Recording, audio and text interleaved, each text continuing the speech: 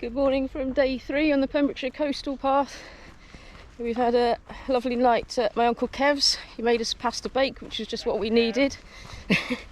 Which is what we just needed when we finished day 2 yesterday. So you can see we're now on the opposite side of the water to where we were running yesterday. It's a beautiful sunny morning, probably a bit hot, but another blue sky day in Pembrokeshire. And today we're heading for Haven.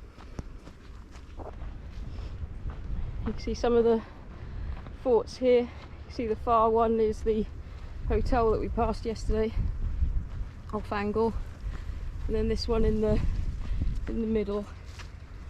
I'll link to some information on those ones because I haven't done my research. I think a lot of them are Napoleonic. But if that's incorrect, I'll just cut that bit out.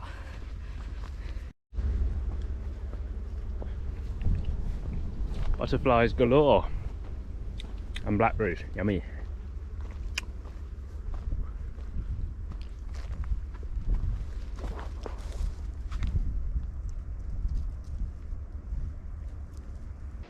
So we've made it to Sandy Haven, which is our first time critical point on the run today, because we have to wait for the tide to be a little bit lower before we can cross. Otherwise there's a 4-mile diversion inland to get round, so we're going to have something to eat just here and then make a decision about whether we're going to wade across when it gets a bit lower or wait until the bridge appears from the water.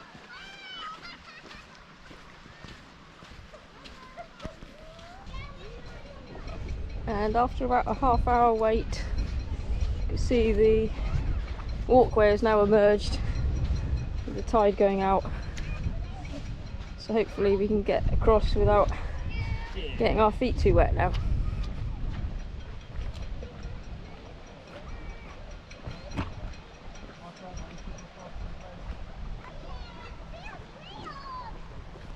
It's quite a current, isn't it? Mm. Thank you.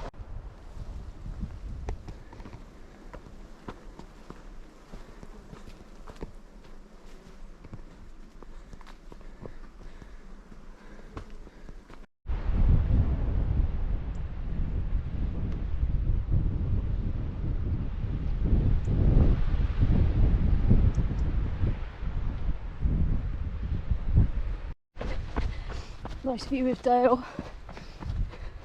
which is our next stopping point. Hopefully be able to get something to eat there and refill our water bottles.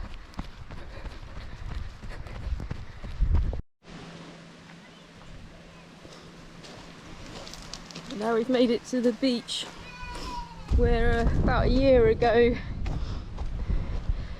Steve and I were at my cousin James's wedding to Glesney, so happy first wedding anniversary to James and Glesney. It's actually James's birthday today as well, so happy birthday, James. Steve was dressed a little bit different last year, weren't you, Steve? Yeah.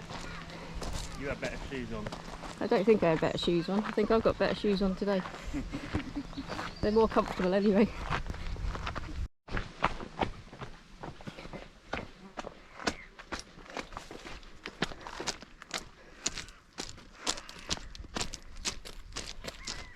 And now we're on to Pickle Ridge.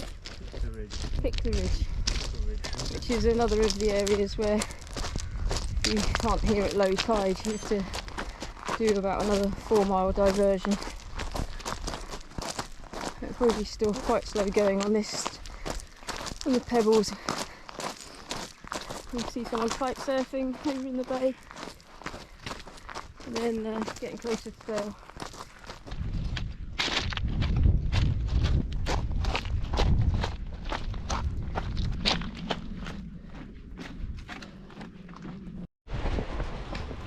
Well, we've made it to Dale.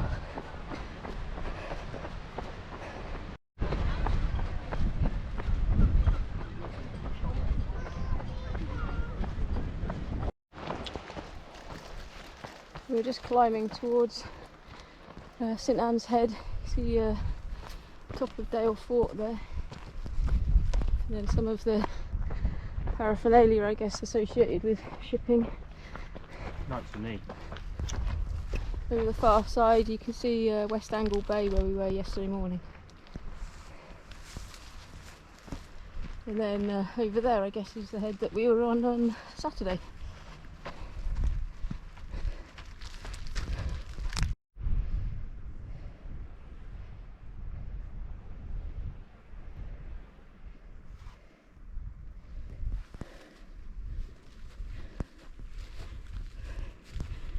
It looks a little bit different from when Henry landed. Don't think they had round bales back in those days. So we're just coming up to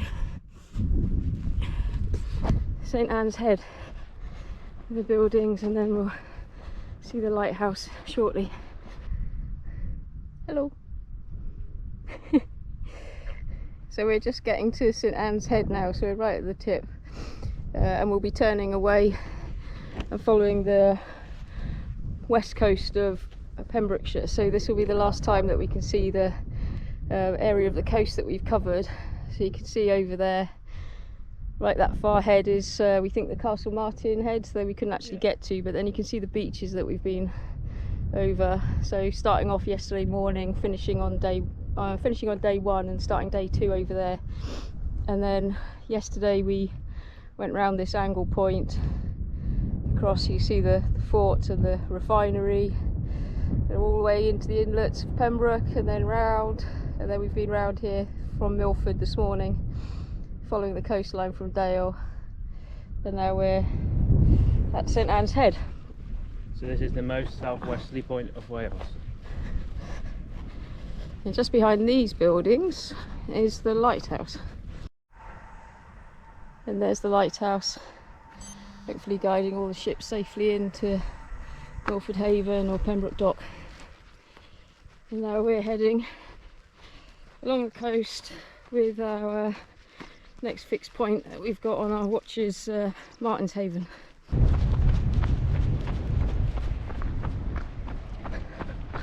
So we're coming to the end of St Anne's Head now, back round to the neck, I guess you'd call it. Narrowest part, and you can see Dale over there where we had a quick snack and catching up with Steve. And I've got those steps to come on the other side. Climbing back up again after being down to sea level. Another glorious, relatively remote Pembrokeshire beach.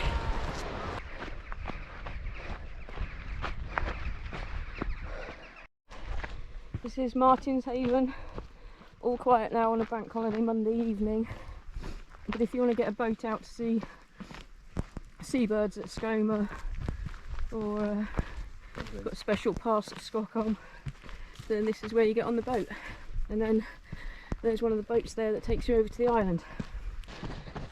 So we're just approaching St Bride's. You can just see the church in the distance.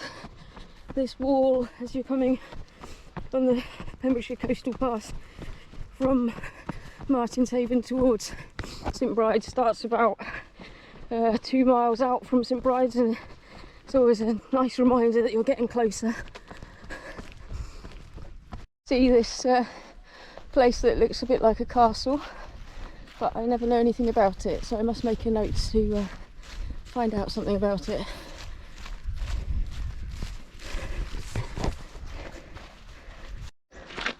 Well, that was easier than I thought. So it is St Bride's Castle. And this is St Bride's. Nice little rocky beach. Nice place, and people swimming there.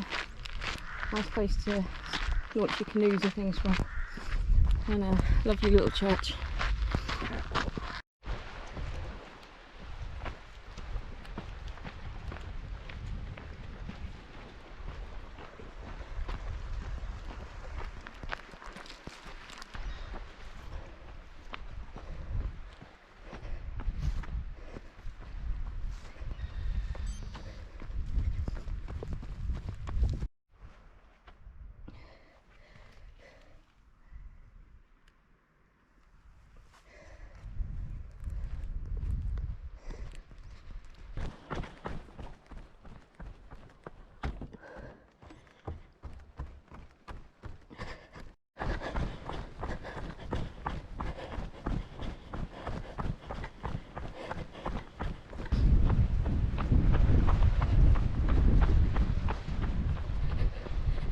we're just coming into Little Haven,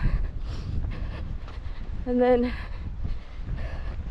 there should be one up and over to Broadhaven, where our bed and breakfast is that we're staying at tonight, which will be a very welcome sight.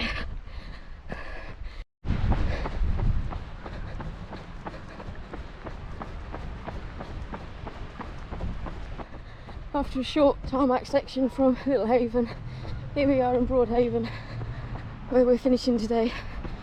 That's a long 55 kilometres, day 3 on the Pembrokeshire Coastal Path done.